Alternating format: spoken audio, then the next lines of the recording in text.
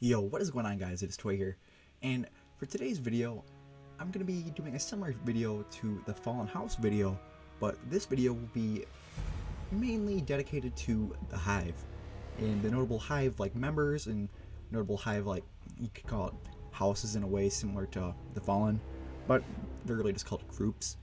But yeah, let's get into the first group, and well, there's about, I think, maybe around 8 or 9 groups you could put into this, and we're also going to be going over the individuals that were a part of this group. So the first group is the Hidden Swarm, and the Hidden Swarm were a brood of the Hive previously under the command of the Hive god Crato and his disciples, led by the Swarm Princes under their commander Saradon, Fist of Crato.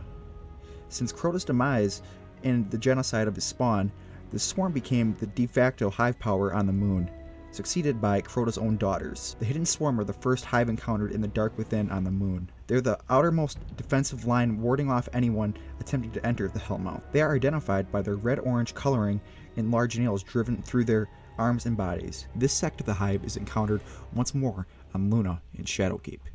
Their general look remains the same compared to Saboteum's Hive, but they now seem to have some form of spiked growth all over their bodies.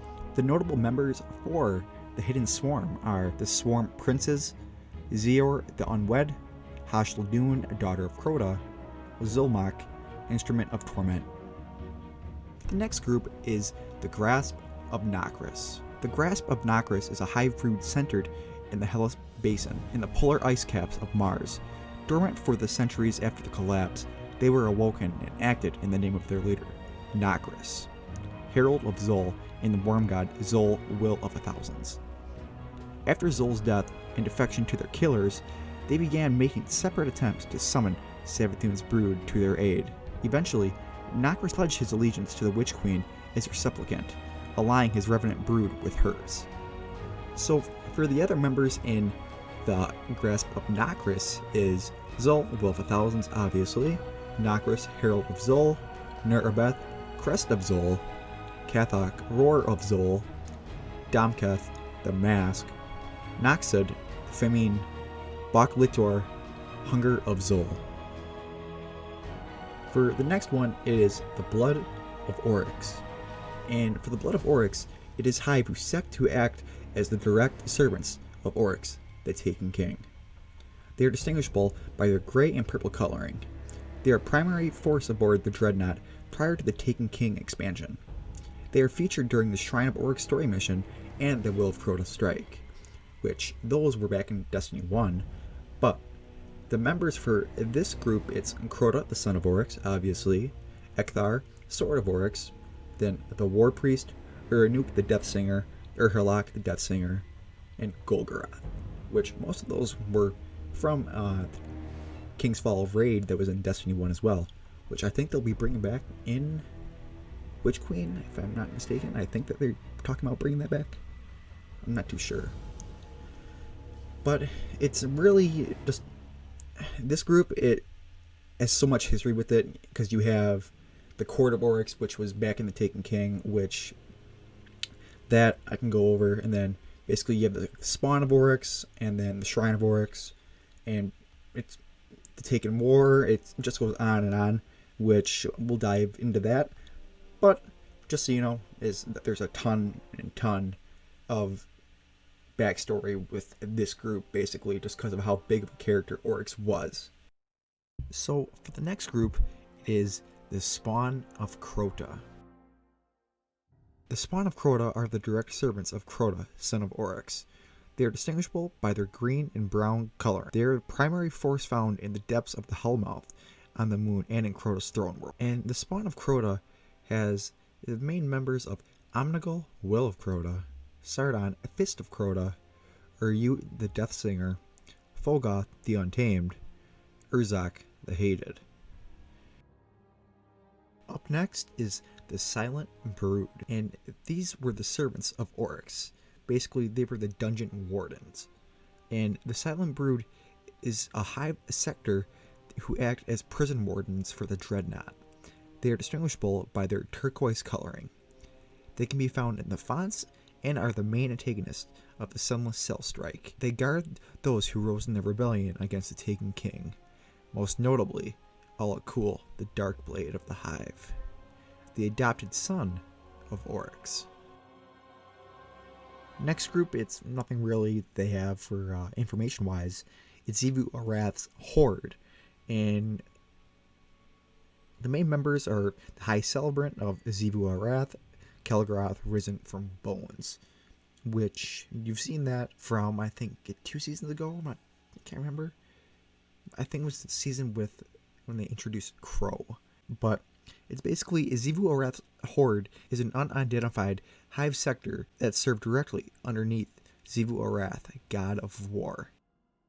For the next one, it's not really a big faction, but it's more or so Saboteum's Brood, which that's basically just the servants of Sabothum, and her servants are Dulankaru, which that is the final boss in, I think, the Dreaming City, dungeon, and then Nakras, we all know who Nakras is, and then Sabothum's Song, the strike that was on Titan.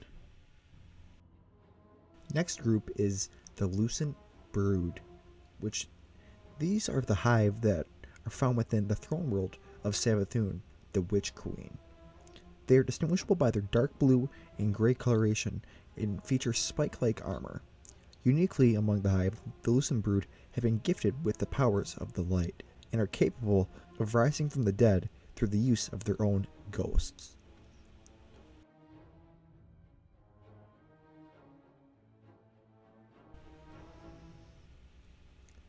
And for the last one we'll be looking at is the Mindbending Brood.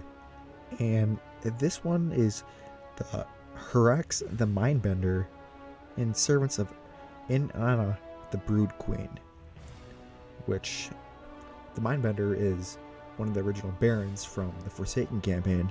Then Inanna, the Brood Queen, is from the Strike within Destiny 2. And the Mindbend Brood, also known as Inanna's Brood or Mindbend, are Hive brood spawned under Inanna's mind control by the Scorn Baron Oryx, the Mindbender.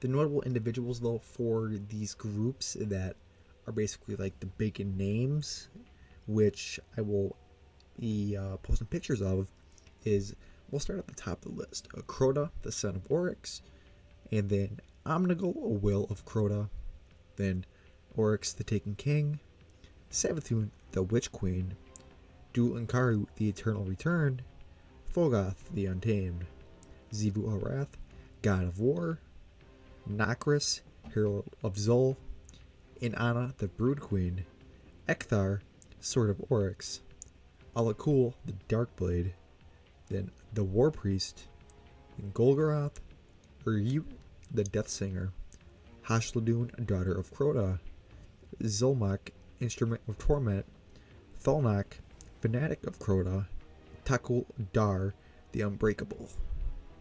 And basically for the Hive, it's their entire culture is basically based around the principle of sword logic, which it dictates that they must destroy other civilizations in order to accrue paracasual power and feed the worms that live within their bodies. Along with the darkness itself, they are led by a pantheon of dark gods who derive power and sustenance from the destruction wrought by the Hive. For an honorable mention for the certain groups within this video, an honorable mention is the Venom of Oryx. And why I say honorable mention is because this group wasn't really involved into much besides one mission within Destiny. And it's a Hive sector that appears exclusively in the mission The First Firewall. And it reads as the Venom of Oryx is a small elite task force led by Kandorak and sent by Oryx, the Taken King, to destroy Rasputin from the inside, likely an indicator to the Venom part of their name. Kandorak was sent to the bunker to take control of and destroy Rasputin, to pave the way for the Hive and to expand without interference from its defenses. He led both Hive and Taken Knights into the bunker Ras 2. In his attempt, he was killed by a guardian who is investigating a strange signal sent by Rasputin. Anyways guys, that'll be all for today's video. I don't plan on being as active until Witch Queen releases, or unless I get any more suggestions for videos similar to like how I did for this upcoming video, well, this video I just made, similar for the Fallen one that had like all the Fallen houses. Basically somebody was questioning for what exactly like the hierarchy and what houses there is for, or not houses but groups there is for the Hive, and I thought that'd be a good video to make since the upcoming DLC for Destiny is basically everything Hive. So I thought that would be a good video to make for people that are new to the game, or just want to figure out or like kind of know the backstory behind what's going to be happening in Witch Queen in case any characters make an appearance from this video. But make sure to leave a like guys, and yeah, it's a toy guys. Later.